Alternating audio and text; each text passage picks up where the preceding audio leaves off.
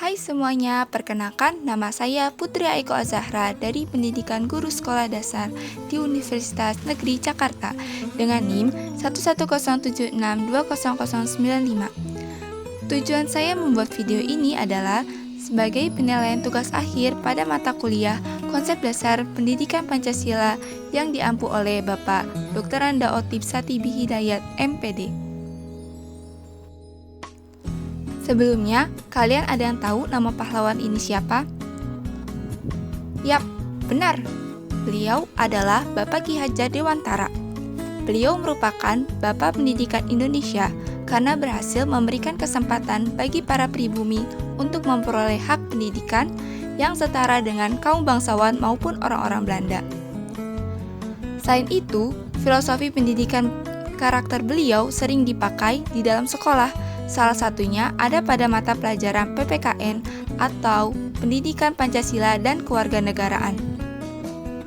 Menurut beliau, perkembangan tumbuh kembang anak didik tidak hanya didasari oleh olah pikir atau literasi, olahraga atau kinestika, dan olah hati atau etika, namun perlu diimbangi lagi dengan olah karsa, yaitu menumbuhkan seni pada anak, sehingga akan menjadi bagian dari tumbuh kembang anak didik.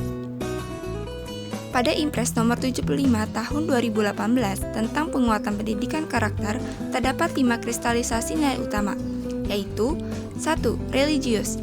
Nilai ini berguna untuk beriman dan bertakwa terhadap Tuhan Yang Maha Kuasa sesuai agama yang dianut oleh anak didik.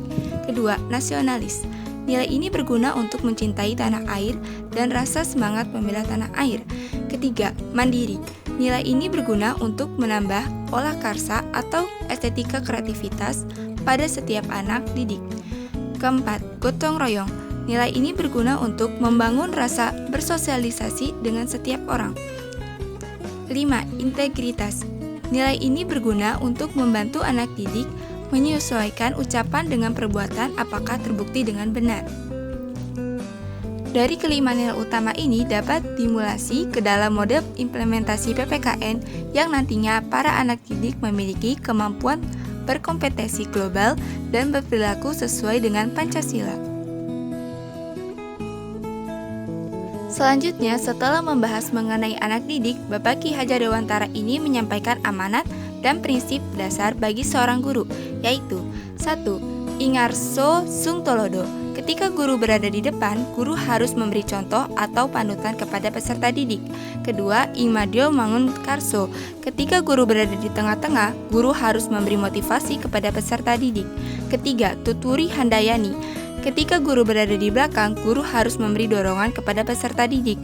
Keempat, Doparan kirim dunggo. Sebagai seorang guru, harus mendoakan siswanya. Kelima, Tankaton hanumuji. Jika seorang guru meninggal, usahakan meninggal dengan keadaan terpuji. Keenam, Waspodo purwo waseso. Sebagai seorang guru, waspada ketika menggunakan wewenangnya. Jika berhubungan dengan guru dan murid, pastinya harus ada kurikulum. Dalam sejarahnya Indonesia memiliki perubahan kurikulum sebanyak 10 kali, yaitu 1. Kurikulum 1947 atau Rencana Pelajaran 1947. Pada kurikulum ini bertujuan untuk terfokusnya pada pendidikan pikiran dan pendidikan karakter sebagai warga negara Indonesia. Namun, kurikulum ini mulai ditetapkan di sekolah-sekolah tahun 1950. Kedua, kurikulum 1952 atau Rencana Pelajaran Terurai. Pembuatan kurikulum ini sebagai cikal bakal pendidikan Indonesia karena di dalamnya sudah terdapat rincian mata pelajaran dan menggunakan silabus sebagai pokok atau isi materi pelajarannya. Ketiga, kurikulum 1964. Pada kurikulum ini, pemerintah menerapkan Pancawardhana atau 5 kelompok bidang studi, yaitu moral, kecerdasan, emosional atau artistik, keterampilan, dan jasmani sebagai pembekalan di jenjang sekolah dasar. 4. Kurikulum 1968. Penyempurnaan kurikulum pelajaran terurai. Kurikulum ini bertujuan untuk membentuk manusia Pancasila sejati, kuat secara jasmani, menjunjung kecerdasan dan keterampilan jasmani, moral, budi pekerti, dan beragama. Kelima, kurikulum 1975. Pada kurikulum ini mulai dikenal dengan istilah satuan pelajaran atau rencana pelajaran setiap satuan bahasan. Namun, banyak yang mengkritik kurikulum 1975 tidak ideal, dikarenakan beban tugas guru yang terlalu banyak dalam melakukan rincian tersebut. 6. Kurikulum 1984. Kurikulum ini disebut sebagai penyempurna kurikulum 1975 karena siswa mulai ditempatkan sebagai subjek belajar yang diharapkan. Pada kurikulum ini menggunakan CSBA atau cara belajar siswa aktif. Ketujuh, kurikulum 1994 dan suplemen kurikulum 1999. Kurikulum ini merupakan hasil revisi terhadap kurikulum selanjutnya dan dinilai tidak memiliki dasar perbedaan yang utama. Tujuan pengajaran menekankan pada pemahaman konsep dan keterampilan penyelesaian soal dan pemecahan masalah. 8. Kurikulum 2004 atau kurikulum berbasis kompetensi atau KBK, yaitu perpaduan antara pengetahuan, keterampilan, nilai, serta sikap yang ditunjukkan dalam kebiasaan berpikir dan bertindak. Kesembilan, kurikulum 2006 atau kurikulum tingkat satuan pendidikan KTSP.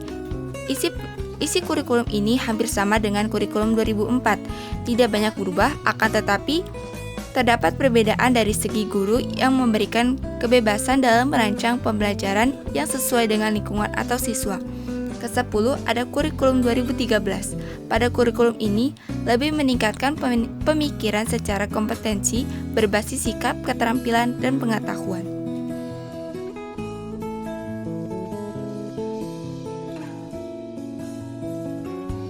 Hasil analisis dari buku tematik kelas 3 tema 3 benda di sekitarku dapat disimpulkan bahwa 1. Aspek spiritual.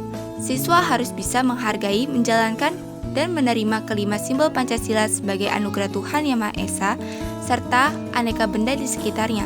Kedua, aspek sosial. Siswa harus bisa menunjukkan perilaku yang jujur, peduli, dan cinta terhadap aneka benda yang ada di sekitarnya. Ketiga, aspek pengetahuan. Siswa harus bisa memahami pengetahuan secara faktual dan prosedural dengan cara mengamati benda-benda yang dijumpainya di sekitarnya.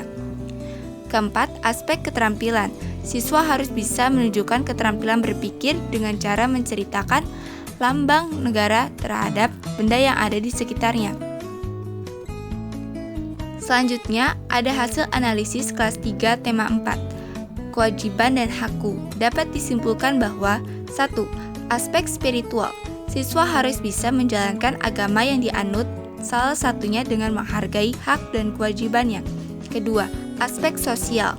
Siswa dapat melaksanakan hak dan kewajibannya dengan cara sopan santun dan bekerja sama. Ketiga, aspek pengetahuan. Siswa dapat memahami hak dan kewajibannya di lingkungan rumah maupun sekolah. Keempat, aspek keterampilan. Siswa harus bisa melaksanakan hak dan kewajibannya di lingkungan rumah maupun sekolah agar dapat menciptakan keterampilan berpikir kreatif dan rasa cinta terhadap tanah air. Sekian video infografis dari saya. Terima kasih sudah menonton. Jika ada saran, saya terima melalui komentar di bawah ini. Dan jika channel ini bermanfaat bagi kalian, klik tombol subscribe dan like-nya ya. Terima kasih.